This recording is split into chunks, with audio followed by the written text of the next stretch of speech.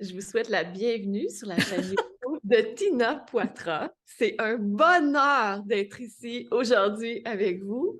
Je m'appelle Maryse Groux, je suis cofondatrice de Portail Phoenix. Je suis avec Patrick Lucier, mon conjoint et aussi cofondateur de Portail Phoenix. Et c'est vraiment un bonheur de vous présenter votre amie, notre amie Tina Poitras. Bonjour Tina. Bonjour tous les deux. Même tabarouette. Qu'est-ce que vous êtes en train de me faire là? On est en Ben, train de te faire du bien. aujourd'hui, on a un rendez-vous avec Tina parce que Tina devait nous interviewer pour qu'on puisse partager qui on est et tout ça. Puis en fait, on veut mettre la lumière sur Tina parce que Tina, c'est une personne qui est extraordinaire, c'est une personne qui est toujours là pour les autres, c'est une personne qui aime énormément contribuer, c'est Elle est quelqu'un, elle est généreuse. très, très, très généreuse, elle va mettre la lumière sur tout le monde. Et quand ça vient le temps de parler d'elle, c'est difficile. Puis, ben, j'aimerais ça, Tina, qu'on voit un peu ton parcours, qu'on puisse apprendre à mieux te connaître, parce qu'on sait que tu es marathonienne, donc on sait aussi que tu es allée aux Jeux olympiques. C'est quelque chose qui fait un peu partie de ta personnalité. Puis, il y a plein de choses qui se vivent quand on est sportif. On a des grands succès, on est connu. Et il y a toute la partie plus sombre de l'entraînement, rencontrer son mur, qu'on ne voit pas nécessairement. Puis j'aimerais vraiment ça aujourd'hui qu'on puisse voir les deux.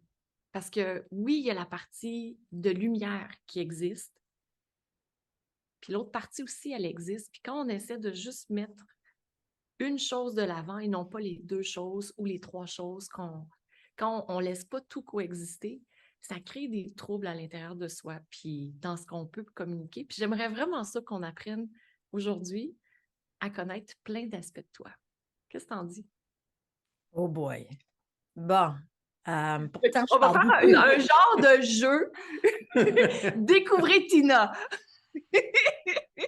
Fait que parle-nous de toi un peu. Tu sais, qu'est-ce que les gens connaissent qui est normal qu'on connaisse de toi?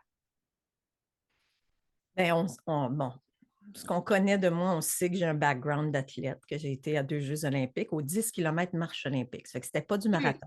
Je Ouais, fait que m'excuse. Oui. C'est mais c'était vrai. de la longue distance pareil. Mais marathon, moi, je trouve que c'est un peu fou de se rendre jusque-là. Mais bon, c'est une opinion. Si ça dépasse 30 km, moi, je suis comme, why? Pourquoi? Faut être un petit peu fou. On sait qu'en sortant de l'Université McGill, j'ai quitté ça pour partir, cofonder l'agence Magma Photo.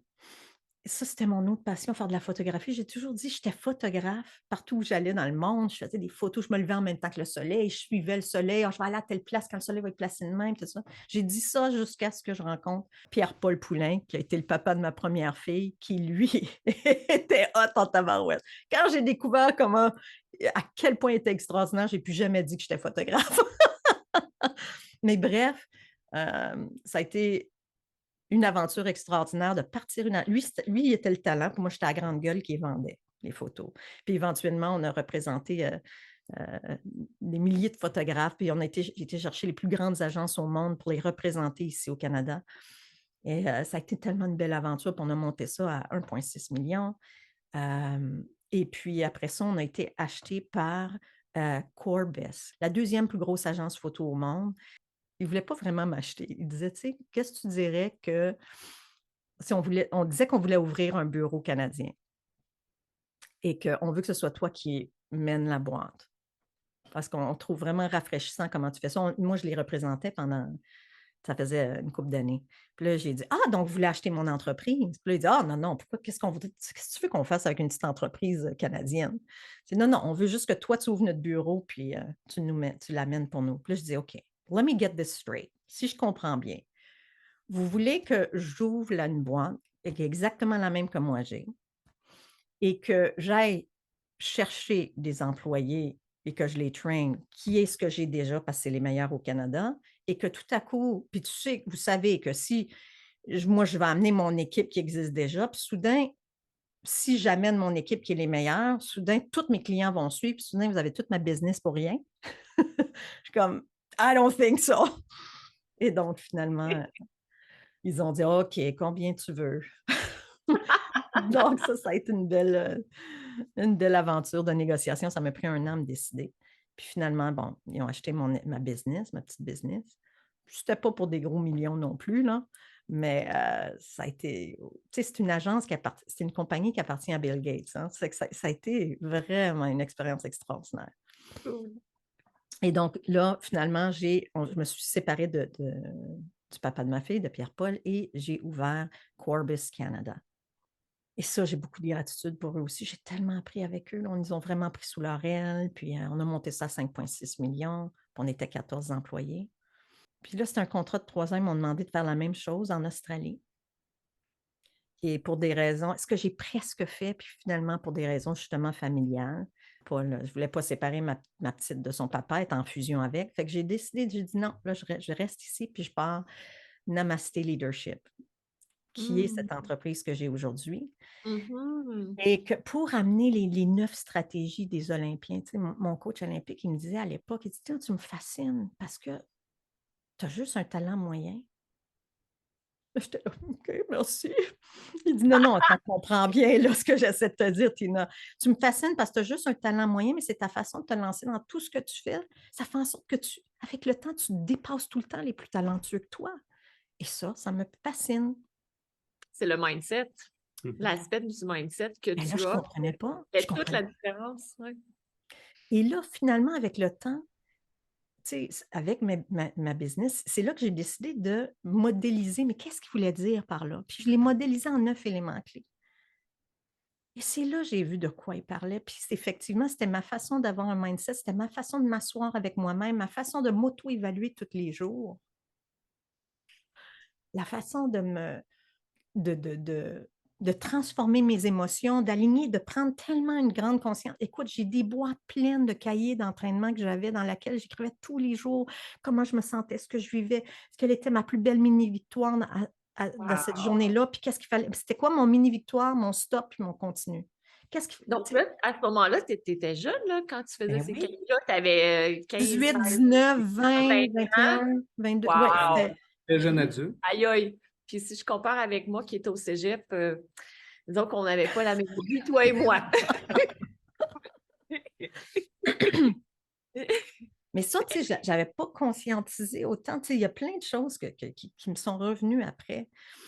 Fait que ça, c'était énorme, cette espèce de façon de m'asseoir avec moi-même, puis de regarder à tous les jours mon mini-victoire de la journée, mon stop, puis qu'est-ce que je devais continuer.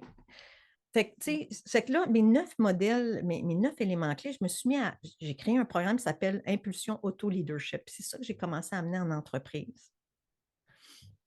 Et, et là, ça s'est mis, tu sais, ça s'est mis à super bien marcher. Puis là, j'étais dans les 6 chiffres et tout. Puis, et là, c'était comme, comment je pourrais dire?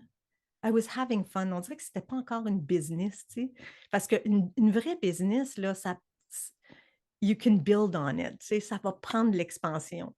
Ou sinon, tu sais, tu stops avec, tu sais, il y a juste tant d'heures que tu peux faire. Puis, on dirait qu'il y avait. Mais je savais qu'il fallait que je prenne le tournant en ligne. Et ça, c'est quelque chose que je me suis vue que je faisais tout le temps de la fuite. Je procrastinais. J'étais là, mais qu'est-ce qui se passe? Chaque fois, quand je m'assoyais avec moi-même puis que là, je voulais le mettre en ligne, ça faisait danger, danger. Et pour finalement faire un petit peu des grandes réalisations de mon passé, je vous en ai parlé un petit peu avant, c'est que, bon, tu sais, c'est des choses que mon père, en tout cas,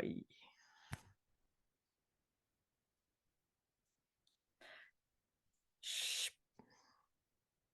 suis pas sûre si c'est quelque chose présentement que je veux parler, là, mais ben, j'en parle pourtant. Tu sais, je le dis qu'il y a eu des abus sexuels dans ma jeunesse, puis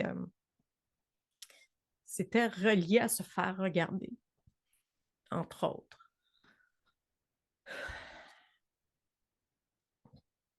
Donc,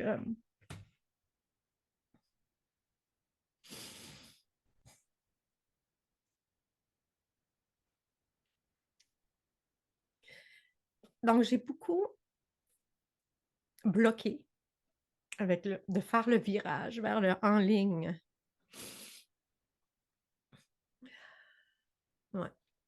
Et là, puis ça fonctionnait bien pareil parce que je réussissais quand même à aller bien vivre de mon métier, de cette passion-là que j'avais d'amener mes programmes en entreprise. J'en ai un aussi, j'ai le Impulsion Auto Leadership, j'ai le Impulsion Vente pour aider à comment faire pour comme tu sais, quand tu as un prospect devant toi, comment tu connectes avec la personne cœur à cœur? C'est une de mes plus grandes spécialités. C'est comment je rentre dans le cœur.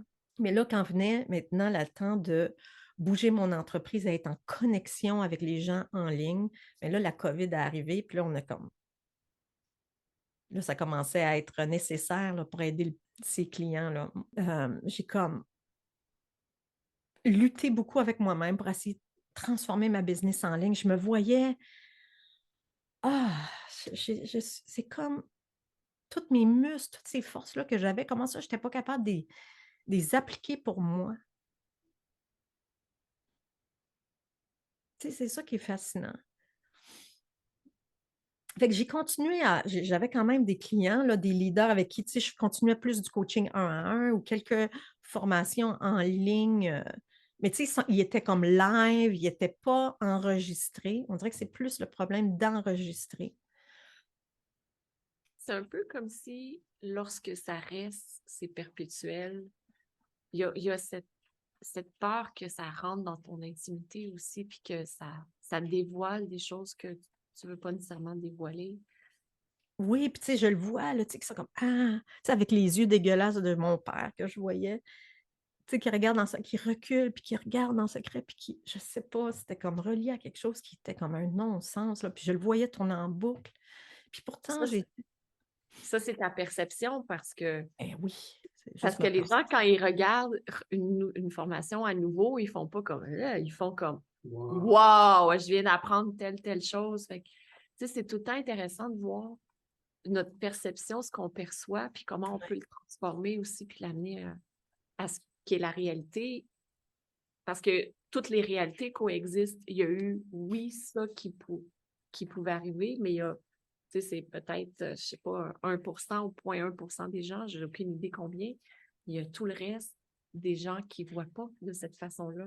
Il y en a une partie qui sont indifférents, qui font c'est tout, puis une partie qui sont wow! Ouais. C'est à ceux-là qu'on apporte le plus. Oui, effectivement, je sais que c'est pas logique. Ouais. Puis je te comprends parce que moi, j'ai créé ma première vidéo en 2010. Je l'ai vu! Ah, Et la deuxième en 2013. ah, Tellement c'était un traumatisme. Je comprends tellement ce que tu partages, puis tu n'es pas la seule à le vivre. Il y a plein de gens, quand ils veulent se lancer, qui vivent exactement la même chose. Et intentionnellement, tu as décidé de garder ta première vidéo en Oui, ligne. pour que les gens la voient comme toi. Puis il y a un écart là, entre la première et maintenant. Puis on le voit, là, ça fait 13 ans maintenant C'est pas de ça. Là. l'écart, il y a un univers. Il y a un univers entre les deux. ouais. Mais c'est vrai que c'était moi à ce moment-là. Puis c'est un, je sais pas, un vestige de toute la transformation que j'ai vécue aussi, puis que je trouvais important de laisser. Ouais. Mais moi, il y avait comme un élément, c'est viscéral. C'est viscéral. C'est comme, ça me ramène, tu sais, à force de plonger puis d'aller voir, j'ai vu les yeux de mon père. Tu sais, j'étais accompagnée par une bonne amie qui est incroyable. Et là, j'ai vu les yeux de mon père qui me regardaient. Puis j'étais comme, hein, c'est pourquoi je vois les yeux de mon père. Puis là, elle m'a dit, OK, va voir la toute première fois, c'est où que c'est relié. Puis là, j'ai vu que c'était pendant la douche, quand il me regardait en secret. Et je ne reviens pas, j'ai dit ça. Là. Mais fait que tu vois, c'est viscéral. Ouais, De me faire voir. C'est dangereux. ouais. Puis Je sais après pas. ça, ce qui se passait après.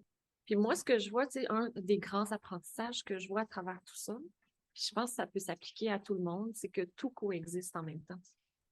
Il y a à la fois ces événements difficiles que tu as vécus et en même temps, tu étais une jeune fille, une jeune femme qui était hyper concentrée sur tes objectifs, aller aux Olympiques euh, en 10 km. Marche. En marche. Marche olympique. Fait qu'il y a tout qui coexiste. En même temps, tu aimes Ouais. profondément ta mère. Tu sais, il y a tout ça qui est là. je pense que tu aimes aussi tes enfants, tu as un Oh my respect God. pour le père de ta première fille. Puis des fois, on met l'accent juste sur une chose, puis on se dit, ben, parce que ça va pas, je me permets pas d'avoir tout le reste où je veux. Tu sais, je renie tout le reste qui existe. Je pense que comme leader, une des grandes forces qu'on a besoin de développer, comme toi, tu l'as développé, c'est d'être capable de tenir toutes ces choses-là en même temps, autant le super agréable que le super désagréable. Puis plus on est capable de tenir des choses en même temps, plus on est un leader qui peut aller à l'intérieur de soi, connecter à ses besoins, à ses désirs et les manifester aussi.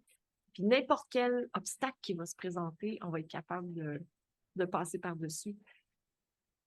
Puis toi qui étais l'athlète moyenne, avec ton mindset, c'est ça qui a fait toute la différence, d'aller à l'autre niveau.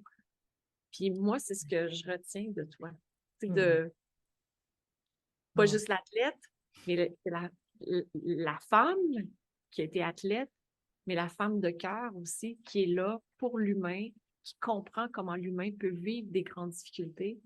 Moi, je trouve que tu es un modèle extraordinaire. Mais t'accompagnes des hommes puis des femmes d'affaires.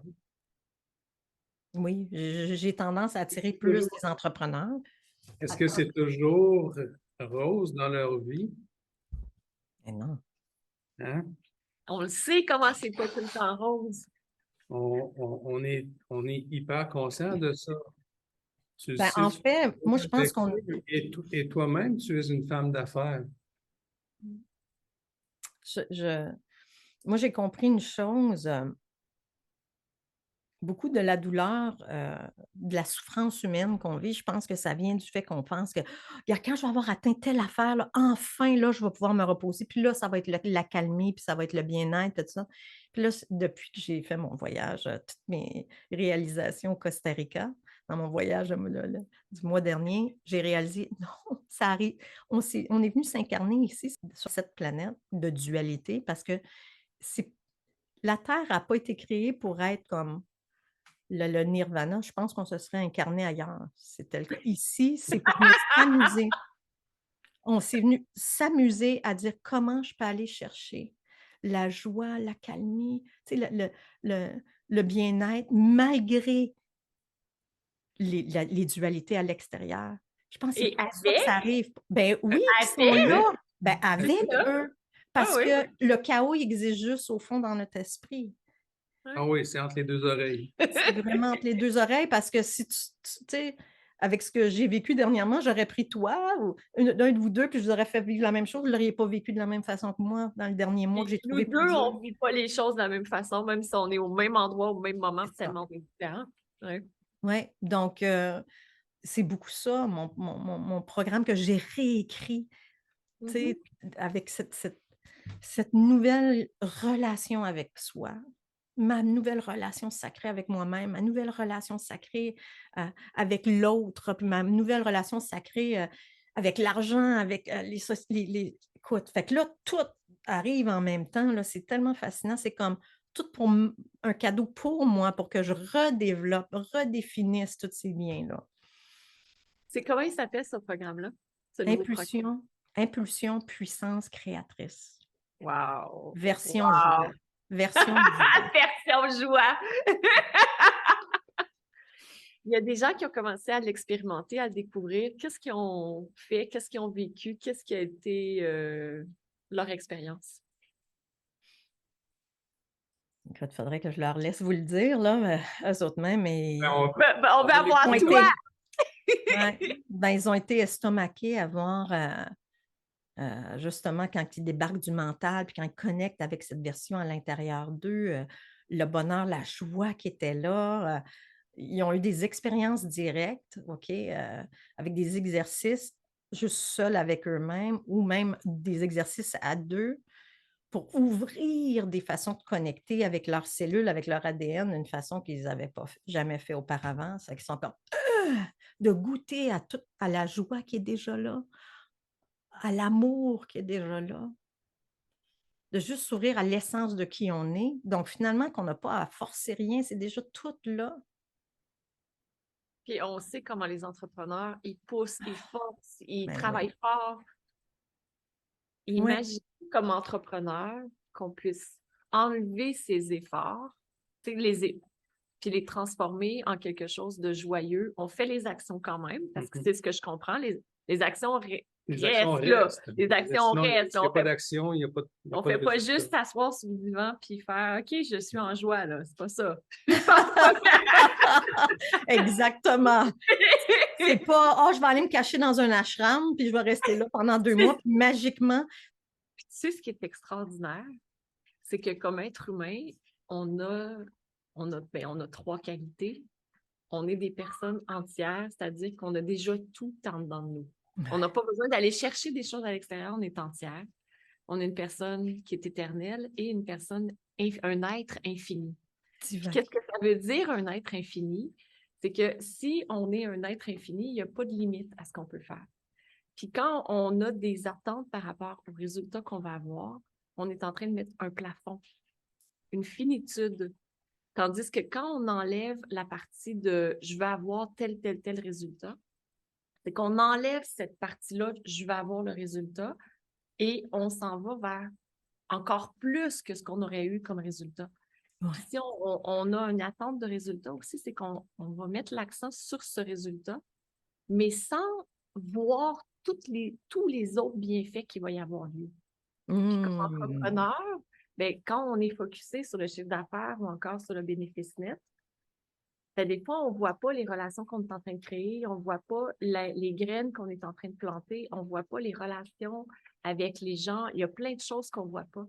Ouais. C'est pour ça qu'en enlevant la notion de résultat, ça nous permet d'accueillir encore plus dans notre entreprise et dans notre vie personnelle et dans notre vie spirituelle aussi. Comme tout devient connecté à ce moment-là.